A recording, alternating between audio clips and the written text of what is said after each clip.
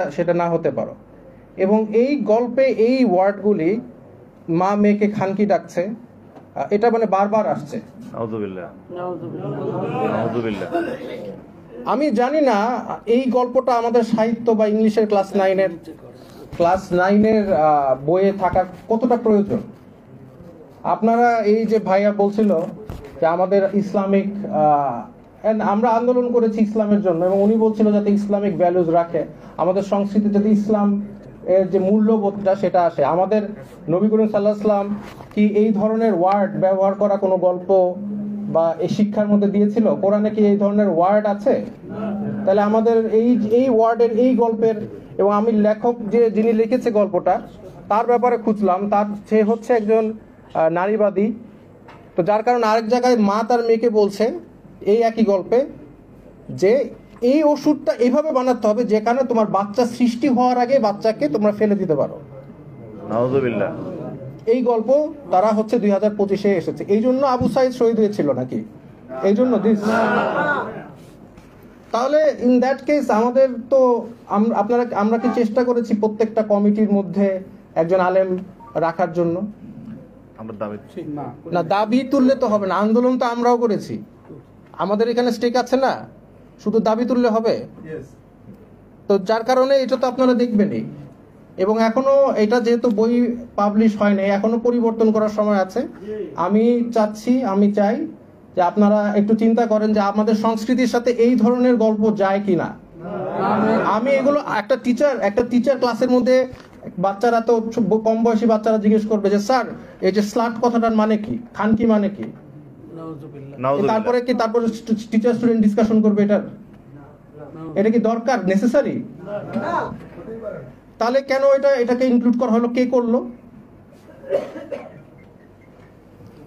তো যার কারণে কালচার, আসলে আমাদের কালচারটা কি, আমাদের যে এই আন্দোলনে সব মতদর্শের মানুষ আন্দোলন করেছে, কিন্তু মেজরিটি মারা গিয়েছে, শহীদ হয়েছে, কেউ ভালহালায় যাওয়ার জন্য এই আন্দোলনে অংশগ্রহণ করে না, শহীদ হওয়ার জন্য আসছে।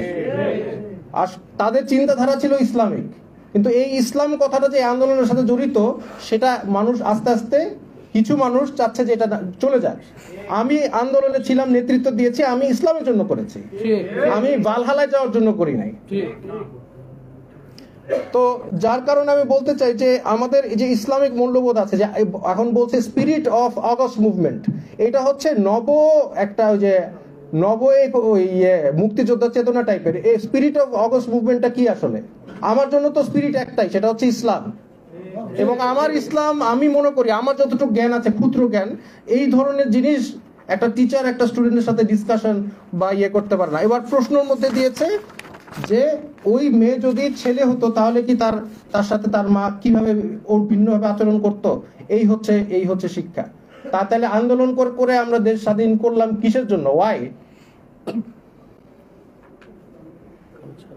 তো এই সংস্কৃতি আসলে কি আমরা চেয়েছি? এটা আপনারা একটু চিন্তা করেন, ভাবেন, আর একটু এই জিনিসটা নিয়ে আপনারা একটু দেখেন যে আমরা আসলে এই ধরনের, এখনো তো সময় আছে, ছাপানো হয় নাই, যাতে আমরা আশা করি এই গল্পটা যাতে বইয়ে না থাকে। আরো আছে কিনা জানতে, এটা তো আরেকটা ভালো পয়েন্ট আপনারা বলেছেন, আরো আছে কিনা। এখন এই সরকারের ভিতরে তো ট্রান্সপারেন্সি নাই, তারা আমাদেরকে আগে দেখাবেন না তারা কি কি গল্পগুলো দিয়েছে, জনগণের সাথে ক্লিয়ার হবে না? সংবিধান কি পরিবর্তন করছে সেটা ক্লিয়ার হবে না?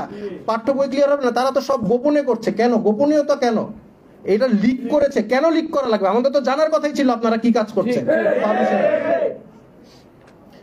তো এইটাই বলে আমার বক্তব্য শেষ করেছি। আমি যখন এটা জানতে পারি, আমি আসলে মানসিকভাবে একটু আহত হই যে এটার জন্য কি আমি জেল খেটেছি, মার খেয়েছি, নির্যাতন হয়েছি এই জন্য। তো যাই হোক, আমি এই বলে আমার বক্তব্য শেষ করছি। আসসালামু আলাইকুম। ধন্যবাদ।